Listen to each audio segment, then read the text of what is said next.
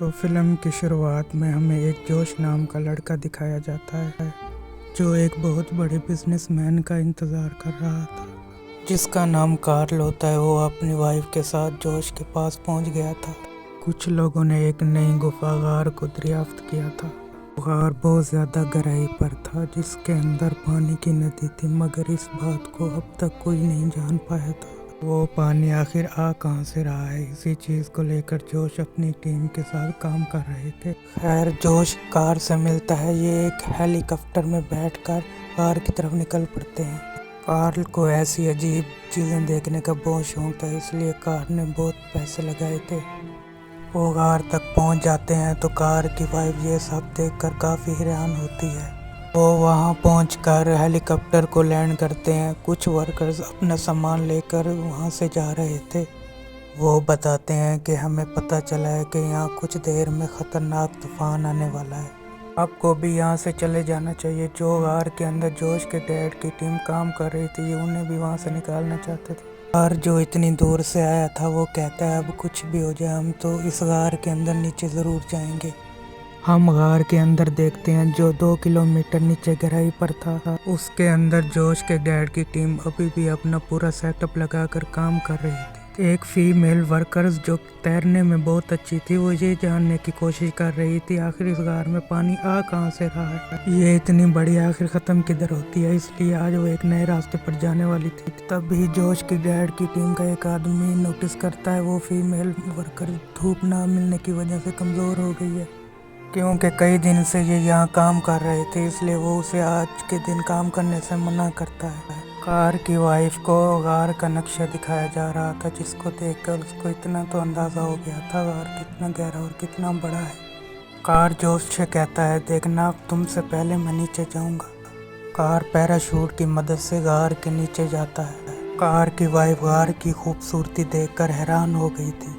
यहाँ आने से पहले कार के डैड और फीमेल वर्कर पानी में जा चुके थे, पता कर सकें पानी आखिर कहाँ से आ रहा है। उन्हें एक नया रास्ता मिलता है। जोश के डैड वो देखकर कहते हैं हमें इस नए रास्ते से जाना चाहिए।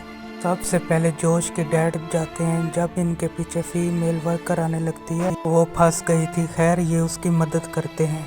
ये दोनों नई जगह पहुंच गए थे। इन्हें पानी की ऊंचाई पर सतह नजर आ रही थी।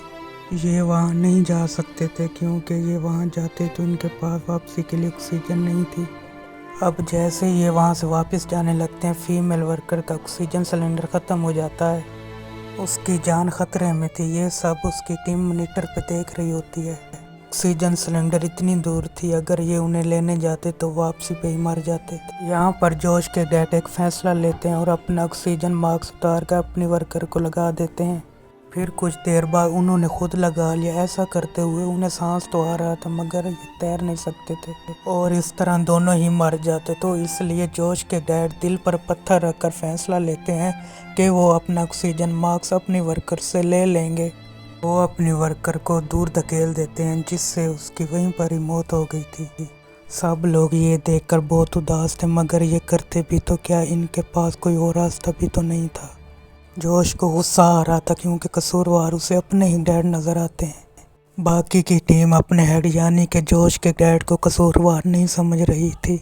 जोश के डैड उस फीमेल वर्कर की लाश को वापस लेकर आते हैं तो उसने जोश की सारी बातों को सुन लिया था। वो गुस्से में उसे वहां से जाने का कहते हैं। जोश भी अपने डैड की बातें सुनकर वहां से जा चुका था। कार लेन के पास आता है तो ऊपर दिखाया जाता है बहुत बड़ा तूफान आ रहा था। ऊपर के लोग अपना सामान समेट कर वहां से चले जाते हैं। तेज बारिश की वजह से सब इलेक्ट्रॉनिक डिवाइसेस खराब हो चुकी थी, इसलिए ये लोग नीचे गार में उन्हें भी नहीं बता सकते थे। नीचे गार से जब जोश और उसके साथी गार से बाहर निकलने की कोशिश कर रहे थे तो उन्हें अचानक एक आवाज़ आती है। ये आवाज़ पानी की थी। अब इनके पास 2 ही रास्ते थे, जल्दी से गार से बाहर निकल जाएं या फिर उन रास्तों से दूर हो जाएं जहाँ से पानी आने वाला था। गार में बहुत तेज पानी आने लगता है। जब ये ऊपर की तरफ जाने लगते हैं तो इनकी रस्सी खींचने वाला कोई नहीं था, क्योंकि ऊपर से तो सब जा चुके थे।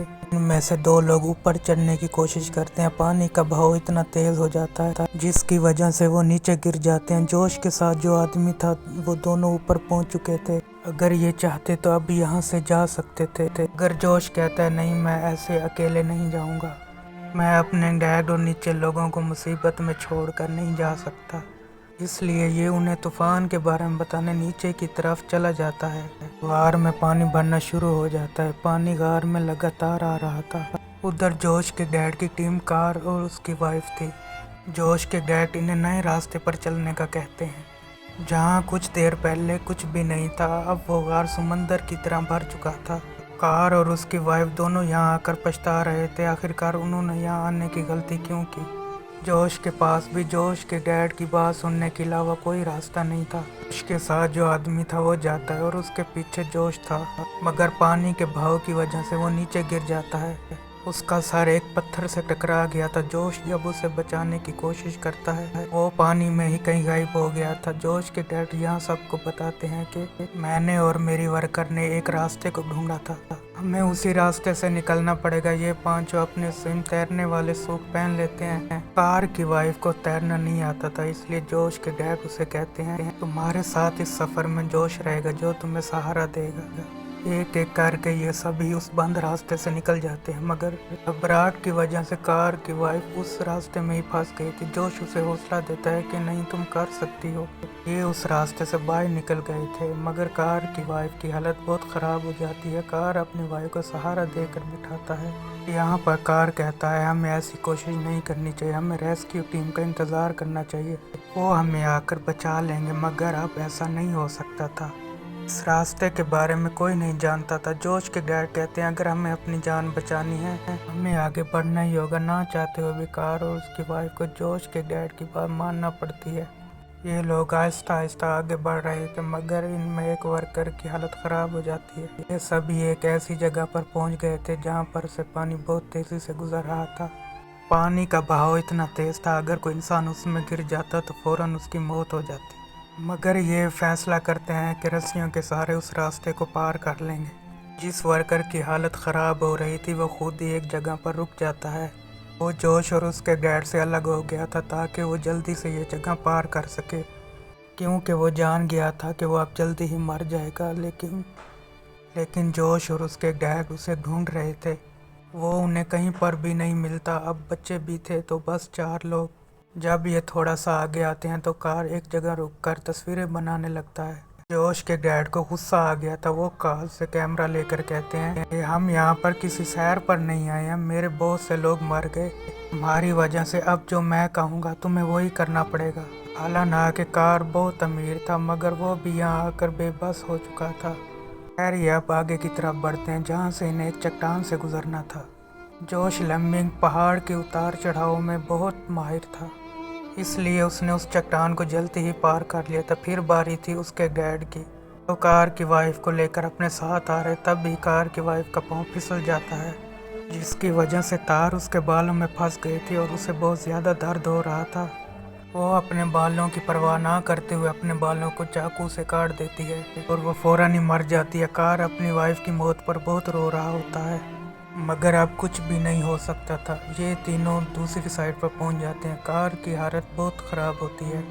जोश के डैड कहते हैं, नक्शे के हिसाब से हमने बहुत लंबा सफ़र तय किया है, लेकिन अब इनके पास ऑक्सीजन की कमी थी। एक आदमी ही पानी में जा सकता था। जब जोश और जोश के डैड पानी का जायज़ा ले रहे थे तो कार धोखे से सिलेंडर लेकर पानी में चला जाता है, जिस वजह से जोश और उसके डैड वहीं पर फंस गए थे। इसके बाद जोश के डैड को एक रास्ता नज़र आता है जहाँ से उन्हें जंगल नज़र आ रहा था। वो भी इनसे काफ़ी दूर था। तभी इन्हें एक टैंक मिलता है। टैंक में इन्हें कुछ खाने पीने का सामान भी मिला था। इसी तरह 2 दिन गुजर जाते हैं। जब ये अपने पुराने रास्ते से वापस आ रहे थे तो इन्हें कार मिलता है। वो अब काफ़ी ज़ख्मी हो चुका था। वो भूखा होता है, जो पागलों की तरह बातें कर रहा था। कार जोश और उसके डैड को देखकर खुश होता है। वो समझ रहा था दोनों उसे बचाने आए हैं, मगर ऐसा नहीं था।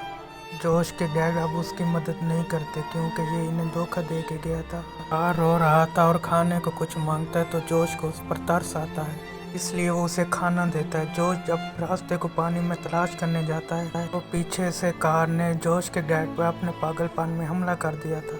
इस वजह से वो तेज़ धार पत्थर पर गिर जाते हैं। उनके फेफड़ों पर चोट लगने की वजह से वो अब बिल्कुल भी चल नहीं सकते थे। जोश जब वापस आता है तो ये सब देखता है तो उसे अब कार पर गुस्सा आ रहा था। अगर कार खुद ही पानी में डूबकर बिना ऑक्सीजन के मर जाता है। जोश जब अपने डैड के पास जाता है तो उसके डैड कहते हैं, बेटे मैं बहुत तकलीफ में हूँ, अब मुझे ख़त्म कर दो, मार दो मुझे, मैं अब ये सब बर्दाश्त नहीं कर सकता। जोश को ना चाहते हुए अपने डैड को वहीं छोड़ना पड़ता है। वो एक छोटे से ऑक्सीजन सिलेंडर को लेकर पानी में कूद गया था। वहीं पर उसे कार की लाश भी नजर आती है। थोड़ी दूर आने पर भी उसे कुछ दिखाई नहीं देता, उसकी ऑक्सीजन भी ख़त्म होने वाली थी।